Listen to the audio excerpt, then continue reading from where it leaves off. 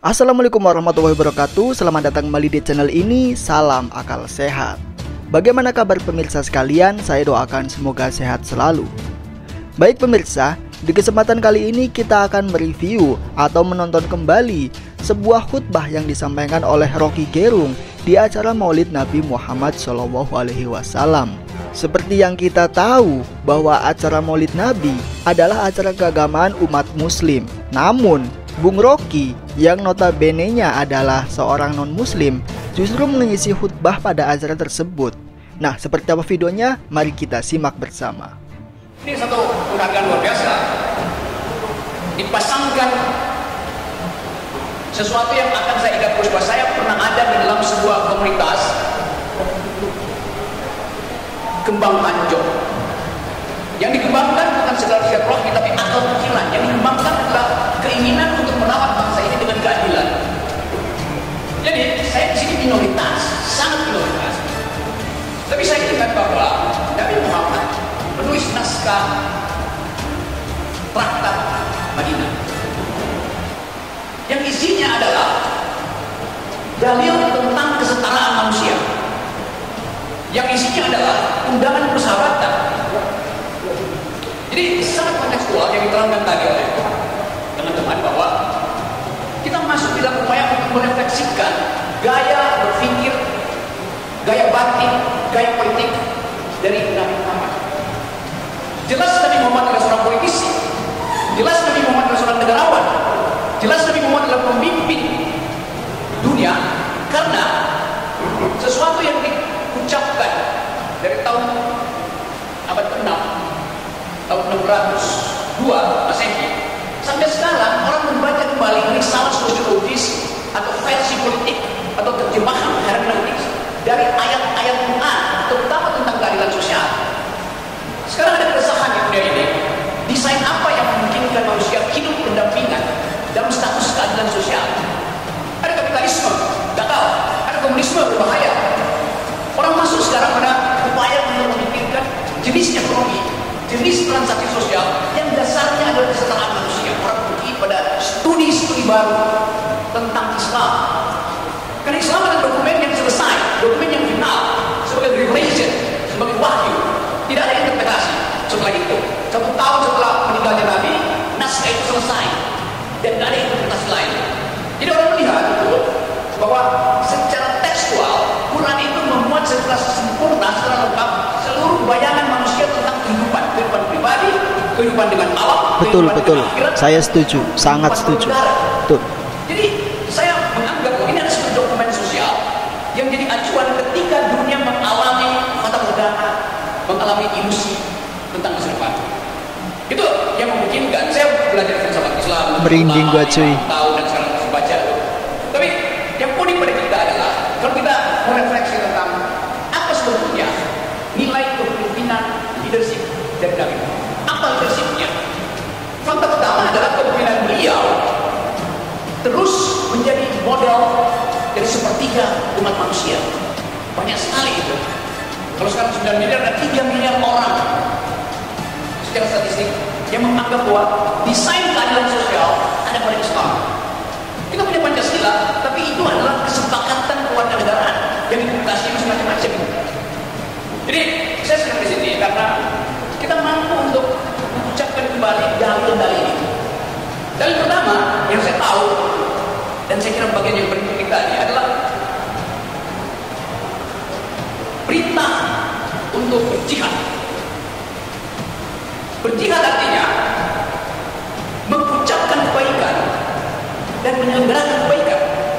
Berjihad artinya menghalangi keburukan dan mengupayakan tidak bertambahnya kejahatan. Betul. Itu pekerjaan saya. Tetapi negara sering menganggap jihad artinya kekerasan. Nah, Jadi negara ini nih interpretasi sosiologis, interpretasi perdamaian yang diajarkan dalam kitab suci Al-Quran. Ini nih pemerintah fobia banget sama kata jihad. Kita sekarang ada dalam upaya untuk memahami bagaimana mungkin kitab itu diturunkan pada seseorang yang buta huruf. Bagaimana mungkin kitab itu diajarkan dan diterima oleh sepertiga bangsa manusia. Artinya ada sesuatu yang sakral dan ada sesuatu yang masuk akal di dalam uraian-uraian tekstual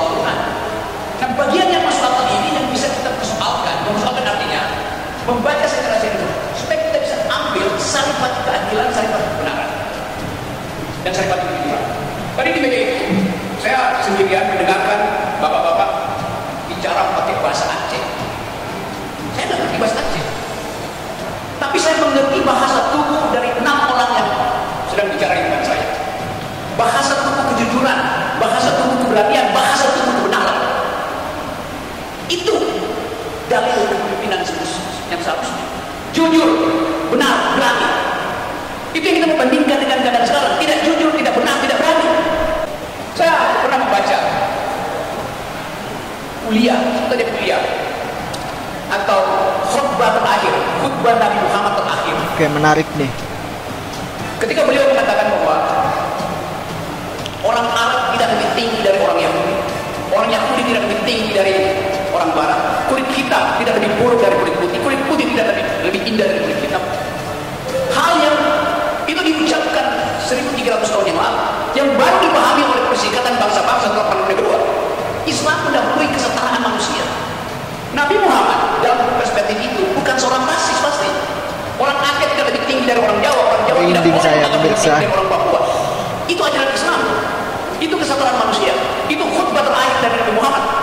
Saya mengingatkan itu pada para pemimpin untuk pergi kembali pada moral code dari hal-hal yang sifatnya teologis yang hanya mungkin dipahami kalau orang punya kecerdasan, orang punya akal sehat. Dan memang Quran diturunkan ke wilayah kedunguan ketika masyarakat Arab mengalami penzoliman karena otak tidak dikembangkan.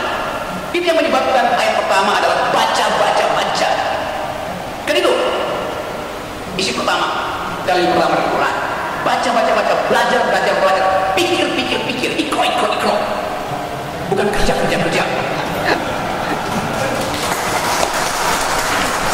Mantap. Jadi kalau kita memakai paradigma itu, bagian sosiologis, tentu saya tidak bisa bicara bagian akidah, bagian teologis, tapi saya paham sosiologi Islam. Semua agama ada dimensi esoteris, ada dimensi eksoteris. Esoteris itu bagian batin yang hanya mungkin dialami ketika orang ada pada kesusukan individual. Ketika dia kusuk, dia mengalami gejala esoteris, fenomena esoteris, berupaya untuk menyatukan batin dengan alam semesta dan dengan pencipta alam semesta. Bagian yang rahasia dari manusia yang kita sebut iman itu. Tapi ada bagian yang eksoteris, pakai X bukan S. Itu bagian kemasyarakatan, bagian yang bisa diakses bersama-sama. Jadi nanti orang akan mempersoalkan kenapa Rocky Gerung non Muslim bicara di dalam forum Maulid Nabi, karena mereka tidak paham bahwa agama itu ada bagian esoteris, ada bagian eksoteris, di mana persahabatan manusia itu diikat oleh janji kebenaran, janji keberanian, janji keadilan. Suatu waktu saya berceramah di Universitas Gontor di Jombang, juga dikritik. Padahal saya bicara tentang keadilan sosial, tapi Anda kasih kritik pada Pak Jokowi, yang jelas Pak Jokowi tidak memberi keadilan sosial. Apa yang salah? Satu waktu saya berceramah di Merauke, pesantren yang dianggap sarang teroris. Saya diundang di situ dan kita berdebat tentang keadilan sosial. Saya diundang. Ketika itu Ustadz Abu Bakar Basir masih lagi penjara. Adiknya mendampingi saya. Ada 5.000 orang dengerin uraian saya pakai televisi di luar. Lalu polisi datang. Pak Rocky, hati-hati, ini sarang teroris. Saya bilang, saya diundang untuk debat pikiran, bukan untuk kekerasan. Iya, tapi ini sarang teroris. Dia bilang, iya, sebenarnya saya tahu. Kalau ini sarang teroris, ini juga sarang intel. Logikanya begitu. Betul. Di mana ada teroris, pasti ada intelijen di situ. Tepat sekali. Ini kampung teroris, pasti itu kampung intel. Kan dengan mudah kita tahu, kalau seseorang bisa mengatakan itu sarang teroris, artinya di situ juga ada aktivitas intelijen. Entah untuk mengkonten, entah untuk deradikalisasi, atau untuk memprovokasi. Biasa dalam kehidupan intelijen. Jadi saya balik pada kita ingin melakukan refleksi kepemimpinan. Kalau kita sekedar mengatakan kita mau supaya mengingatkan kembali kemampuan taktis, kemampuan strategis dari Nabi sebagai pemimpin militer, pemimpin politik, pemimpin umat, tidak ada bandingannya. Betul. Karena kita tidak melihat satu kemampuan yang setara dengan apa yang dilakukan Nabi Muhammad di masa itu. Kenapa begitu? Karena ada keyakinan di dalam perjuangan, yaitu ingin membebaskan diri dari kedunguan. Dan jihad anti kedunguan itu yang seharusnya kita sosialisasikan di Indonesia. Ya pemirsa, jadi seperti itulah khutbah yang disampaikan oleh Bung Rocky Gerung, sangat dalam sekali maknanya. Semoga kita semua bisa mengambil pelajaran yang ada di dalam isi khutbah tersebut. Terima kasih sudah menonton video ini dan salam akal sehat.